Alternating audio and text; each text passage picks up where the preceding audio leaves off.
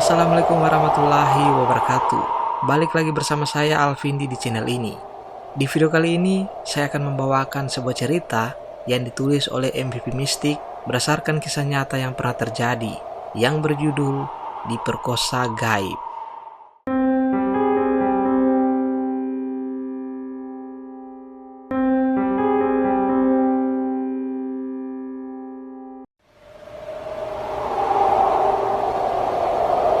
Sebelum masuk ke dalam ceritanya, ayo teman-teman jangan lupa tekan tombol like dan subscribe channel ini biar kalian tidak ketinggalan dengan cerita-cerita horor lainnya. Dan buat teman-teman yang ingin langsung berkunjung ke akun penulisnya, nanti silahkan saja kunjungi linknya yang nanti saya akan sertakan di kolom deskripsi. Dan tanpa berlama-lama lagi, langsung saja kita masuk ke dalam ceritanya.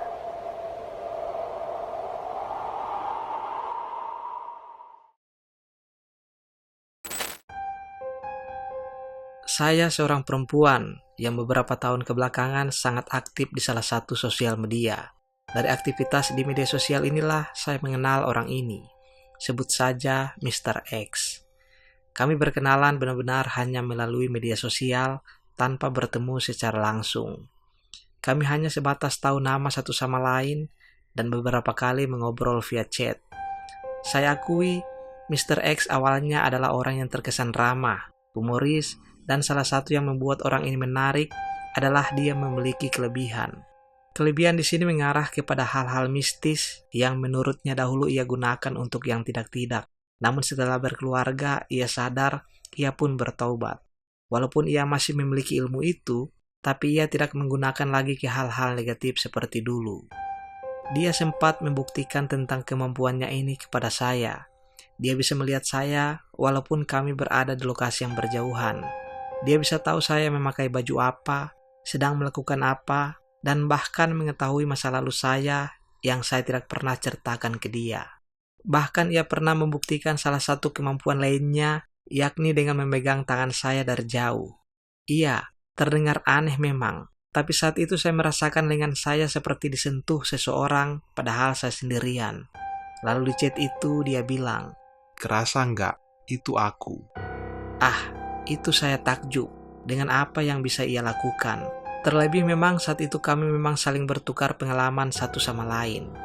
Obrolan kami santai awalnya, hanya berbicara beberapa hal di internet dan terkadang bercanda atau mengobrol seputar hobi kami.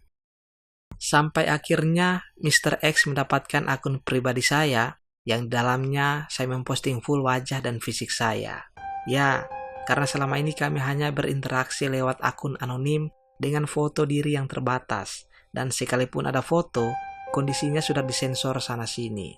Entah kenapa, sejak itu Mr. X mulai lebih intens lagi chat dengan saya, dan mulai mengarahkan obrolan ke hal-hal yang sifatnya seksual.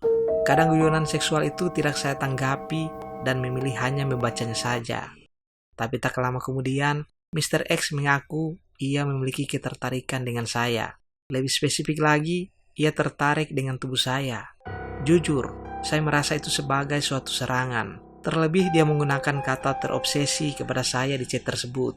Sejak saat itu, saya coba menjauh dan tidak menanggapi lagi chat-chat dari Mr. X. Kenapa saya tidak segera memblokirnya? Entahlah, saat itu saya merasa takut jika memblokir orang ini. Saya seakan-akan sudah tidak sopan. Saya lebih memilih mendiamkan orang ini saja. Hingga suatu ketika, chat dari Mr. X masuk di saat saya sedang membuka medsos. Di chat pertama, dia suruh saya membaca kalimat yang akan dia kirim cepat-cepat. Tak lama, ia mengirim sebuah kalimat yang cukup panjang berbahasa Jawa dengan nama saya terselip di akhir kalimat tersebut. Saat itu fokus pada nama saya di akhir tanpa sempat membaca awalan kalimatnya. Lalu tiba-tiba chat tersebut ditarik dan hilang dari room chat kami. Saya saat itu sempat men-screenshot tulisan tersebut tanpa membaca awalan chat itu sama sekali. Saya sempat mengingat ada 2 kata sebelum nama saya.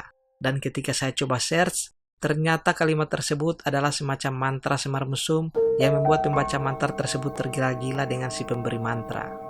Setelah chat tersebut ditarik, Mr. X kembali chat saya dan bilang bahwa efeknya lama-kelamaan akan saya rasakan dan dia akan mendapatkan saya. Walaupun sudah tahu orang ini mau berbuat buruk ke saya, nyatanya saya akan sulit menjauh atau blokir orang ini dari medsos saya. Namun demikian, saya benar-benar coba membatasi interaksi saya. Jangan tanya kenapa saya tidak bisa blokir, karena saya sampai sekarang tidak tahu kenapa. Hingga akhirnya orang ini mencoba menghampiri saya. Bukan lagi via media sosial, tapi ketemu langsung di kota saya. Dia chat, dia benar-benar mengatakan tujuannya bertemu saya adalah untuk berhubungan badan di salah satu hotel. Saat itu saya belum menikah, sedangkan orang ini sudah. Saya dan tegas dan emosi menolak ajakan tersebut. Di sana entah kenapa keberanian saya akhirnya muncul untuk membentak dan mengancam orang ini. Saat itu ia surut dan meminta maaf.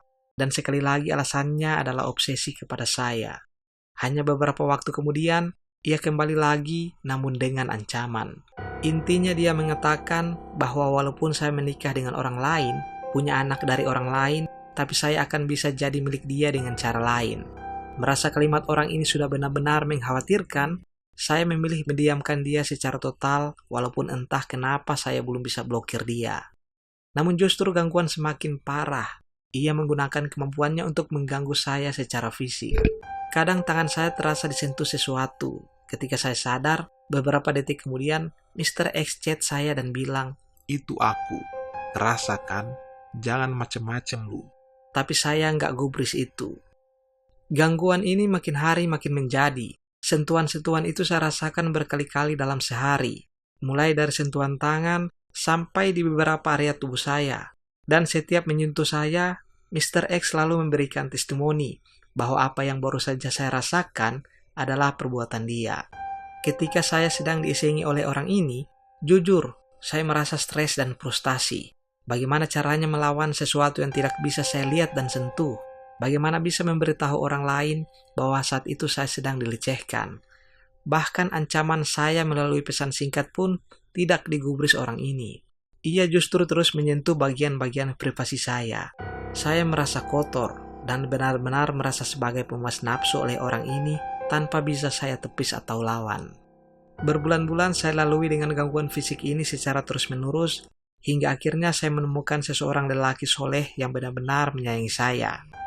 Kami pun menikah dan saya pindah domisili mengikuti suami saya. Saya kira dengan keberadaan suami saya, gangguan tersebut akan berkurang. Nyatanya tidak. Setelah menikah, bahkan saya tahu bahwa sentuhan itu tidak hanya berupa sentuhan pada permukaan tubuh saya. Manusia bejat ini sudah melakukan lebih dari itu. Mr. X sudah memasukkan alat vitalnya ke dalam alat vital saya selama saya tidur. Hal yang selama ini saya tidak tahu dan baru diketahui oleh suami saya karena melihat gerakan-gerakan janggal pada bagian intim saya ketika tidur. Maaf, saya tidak bisa menjelaskan secara detail. Ketika mengetahui ini, suami saya suruh saya bangun, berwudu, lalu zikir, dan baca Al-Quran bersama. Setelahnya, suami saya menceritakan apa yang ia lihat dan bertanya apa yang terjadi. Di sana saya ceritakan apa yang saya alami sebelum menikah dengannya. Biasanya setelah kami berdoa dan berzikir bersama, dengan begitu, perbuatan Mr. X ini akan menghilang seketika, namun tak lama kembali lagi. Suami saya sampai rela bergadang demi mengamati saya tidur dan menjaga agar saya tidak diperlakukan secara tidak senonoh lagi oleh Mr. X. Yang lebih gilanya, orang ini tidak mengenal waktu saat menggerangi tubuh saya. Saya bahkan memiliki video bukti aktivitas orang ini saat mencoba menyetubuhi saya di siang hari, di mana kain daster yang saya kenakan bergerak-gerak sendiri mengarah ke area vital saya. Saya tidak bisa tepis itu. Yang bisa saya lakukan hanya berzikir dan berdoa. Setelah sekian lama mendiamkan orang ini tanpa berani memblokir, akhirnya melalui suami saya mampu memblokir seluruh akses kontak saya dengan orang ini. Tentunya setelah membaca seluruh surat pendek dan berzikir. Karena jujur, selama ini saya entah kenapa berat untuk memblokir orang ini. Karena setiap melakukannya, saya akan gemetar, pusing, dan berkeringat hingga saya membatalkannya. Beruntung dengan keberadaan suami saya, kami bisa memblokirnya. Namun sekalipun akses komunikasi kami sudah saya putuskan, gangguan Mr. X tidak pernah berhenti. Total sudah hampir 3 tahun saya mengalami hal ini dalam intensitas hampir setiap hari sentuhan-sentuhan itu saya rasakan. Bahkan belakangan, gangguan semakin parah dan mengesalkan. Saya sampai harus memasang aplikasi tracking lokasi yang terhubung ke handphone suami saya agar ia tahu apa yang saya lakukan dan di mana saya saat itu. Saya sudah mencoba banyak cara untuk menangkal orang ini. Saya sudah menghapus semua foto wajah saya di media sosial, yang menurut pengakuan Mr. X sendiri, foto saya lah yang ia gunakan untuk memelet saya selain dengan mantra tadi.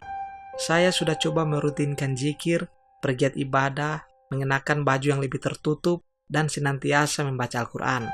Namun qadarullah, gangguan orang bejat ini masih terus saya rasakan. Saking frustasinya, saya sering memukul-pukul kepala saya sendiri karena perbuatan orang ini. Bisa kalian bayangkan, kalian diperkosa senak hati orang asing, tapi kalian tidak bisa menaikkannya ke kasus hukum, sementara di sana orang ini merasakan sensasi melihat, menyentuh, dan melakukan itu dengan saya. Saya dan suami saya bahkan pernah mendapatkan bayangan orang ini saat ia mencoba menyentuh saya di suatu waktu sebelum dibacakan ayat-ayat suci oleh suami saya. Tapi apa yang bisa saya laporkan? Saya lapor bahwa saya dilecehkan bayangan hitam? Tidak mungkin. Sampai saat ini, saya terus mencoba lepas dengan cara-cara syar'i.